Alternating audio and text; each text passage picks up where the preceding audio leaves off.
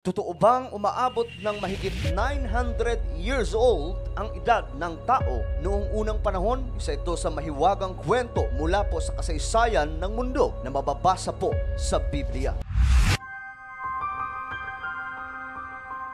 Hello, what's up mga sangkay? Ang muli ito, Sangkay Janjan, nagbabalik dito sa ating channel para na naman po sa panibagong vlog na kapupulutan po ng kaalaman at aral. Huwag niyo pong kalilimutan na i-subscribe yung ating YouTube channel, i-click ang bell at i-click niyo po yung all. At sa mga nanonood po sa Facebook, i-follow niyo po yung ating Facebook page. Today mga sangkay, pag-uusapan po natin ang isa sa mahiwagang kwento sa Biblia tungkol po sa napakataas na edad ng tao noong unang panahon. Totoo nga ba mga sangkay na umaabot sa mahigit 900 years old ang edad ng tao na nasusulat sa Biblia?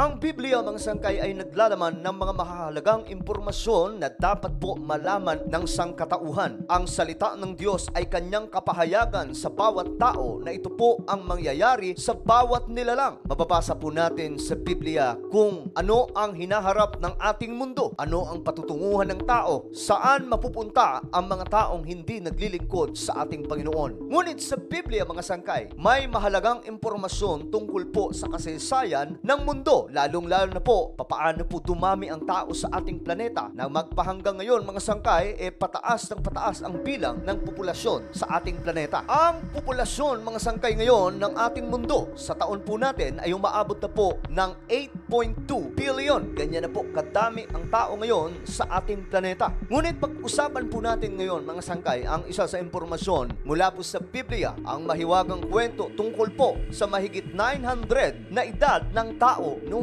unang panahon, mga sangkay, simula po nung pinaalis si Adam and Eve doon po sa Garden of Eden. Nung si Adan at Eva ay nagkasala po doon sa Garden of Eden, nag-umpisa pong dumami ang sangkatauhan. Ngunit mga sangkay, ang very interesting na recorded po sa Biblia ay ang mataas po na bilang ng edad ng tao noon na umaabot po sa daang-daan na taon bago po sila pumapanaw. Si Adam, mga sangkay, ay umabot po ng 930 years old nung siya po ay mamatay. Ayon po sa Genesis chapter 5 verse 5, thus all the days that Adam lived were 930 years and he died. Isipin niyo, mga sangkay, kung gaano kataas ang edad noong panahon na yun. Sa panahon kasi natin ngayon, mga sangkay, swertihan na lang kung makakarating ka sa 80 years old. Karamihan hindi na po nakakaabot ng 80, pumapanaw na, mga sangkay. Ano nga ba ang nangyari? Bakit ganito na po ang edad ngayon samantalang sila umaabot po sa daang-daang taon bago po sumasakabilang buhay? Ang mga anak naman po ni Adan at Eva, mga sangkay, ay ganun din po ang nangyari. Similar din po ang long life spans na kanila pong dinanas. Umaabot din po ng mahigit 900 years old. Hindi na po natin isama, mga sangkay, ang bilang ng edad ni Enoch nung siya po ay nabubuhay, sapagkat si Enoch ay maaga pong kinuha ng ating Panginoon. Kaya nga po nabansagan po siya na Enoch walked with God. Si Enoch kasi, mga sangkay, ay hindi nakaranas ng kamatayan. Basta na lang kinuha po siya ng ating Panginoong Diyos. Ayon po sa Biblia. Bago po dumating ang matinding pagbaha sa ating mundo noon, mga sangkay, ang edad ng tao ay talaga nga namang napakatagal. Before the great flood of Noah's time, lived an average of 900 years. Isipin niyo, mga sangkay, kung gaano katagal. Malabampira ang datingan, mga sangkay, mula po sa mga napapanood nating mga movie. Napakahabang panahon, mga sangkay, na nag-i-exist sila sa ating mundo. Ano ba ang sekreto noon, mga sangkay? Bakit ganun katagal ang kanilang buhay? Ang anak ni Adan, mga sangkay, na si Seth ay nabuhay ng 912 years old. Ayon po sa Biblia. Si Lamech naman, mga sangkay, na ama ni Noah, ay namatay ng 777 years old. Medyo bata daw po ito nung pumanaw. Isipin niyo, mga sangkay, ang 777 years old, ito na po ang pinakabata ayon po sa nakatala sa Biblia na pumanaw bago po ang panahon ng pagbaha sa ating planeta. Si Methuselah naman, mga sangkay, na grandfather ni Noah, nabuhay po ng pinakamatagal na panahon, mga sangkay, na muntikan pa pong umabot sa 1,000 years old. He died at age 969. Ayon po sa Genesis chapter 5 verse 27, thus all the days of Methuselah were 969 years and he died. Matapos po mga sangkay ang pagbaha sa ating mundo. Ito po ay nung panahon ni Noah na recorded sa Biblia mga sangkay kung papaano po pinuno ng ating Panginoong Diyos ng tubig ang ating planeta dahil po sa tumitinding kasalanan ng tao. Matapos po ang flood, the average of human lifespan began to shrink drastically. Bumagsak po ang bilang ng edad ng tao. Mula po sa mga anak ni Noah noon mga sangkay, namamatay na po ang tao mula po sa 600 pababa hanggang 239 years old. At nag-a-average sa lamang po ang buhay ng tao mga sangkay ng 435 years. So pababa mga sangkay ang edad ng tao na namamatay. Mula po sa 900 mahigit, pumunta na po sa 400 mahigit na taon mga sangkay, at ang pinakabata na namamatay ay 200 years of age. By Abraham's time, humans were living less than 200 years. Ganyan na po kabagsak mga sangkay ang edad ng tao noong panahon ni Abraham. Si Abraham mga sangkay, siguro naman kilala na po natin. Siya po ang ama ng pananampalataya ng maraming Kristiyano, lalong-lalo na po ang mga Hudyo o Israelites. Si Abraham din po ang tinuturing ama ng lahi po ng mga Muslim sa Middle East o sa Arab countries.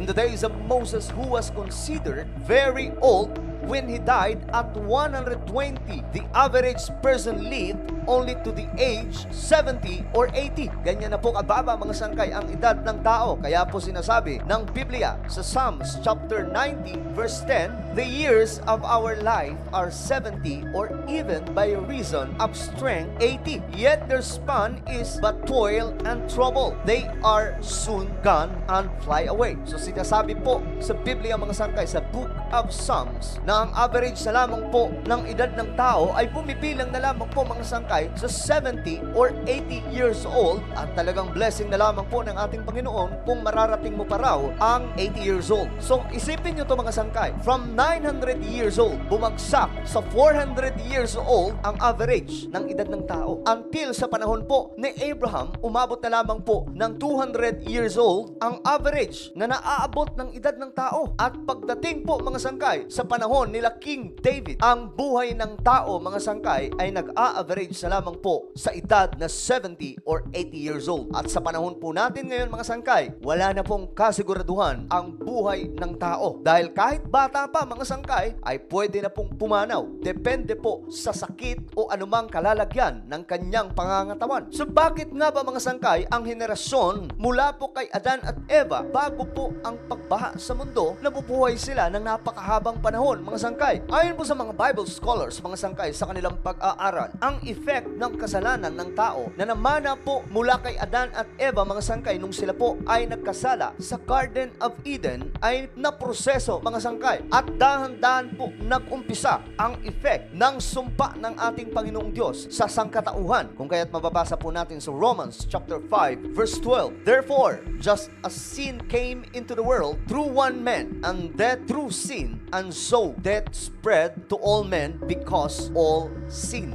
So dito nag-umpisa mga sangkay na magkaroon ng kamatayan ng tao. Nung panahon ni Adan at Eva, nung sila po ay nasa Garden of Eden, sila po ay perpekto, walang kamatayan mga sangkay. Pero nung sila po ay nagkasala, dito po nag-umpisa na isinumpa ng ating Panginoong Diyos ang sangkatauhan, at nagkaroon na po ng kamatayan physically ang isang tao. So sa patuloy na pagdami mga sangkay ng generation, unang sangkatauhan sa buong mundo, dito na rin po mga sangkay nagkaroon ng iba't ibang klaseng karamdaman mula pa po noong unang panahon. Dahil din daw po sa mga kinakain ng tao, mga sangkay. Tandaan po natin, nung panahon po ni Adan at Eva, ang mga tao noon mga sangkay ay kumakain lamang po ng mga pananim. Pero pagkatapos po mga sangkay ng Noah's flood, dito na po nag-umpisa mga sangkay na kumakain na po ang tao ng karne. Pinahintulutan na ng Diyos mga sangkay na pwede nang kainin ang mga hayop na nabubuhay sa ating mundo. Ngunit isa pong bagay mga sangkay ang hindi pinahintulutan ng ating Panginoong Diyos.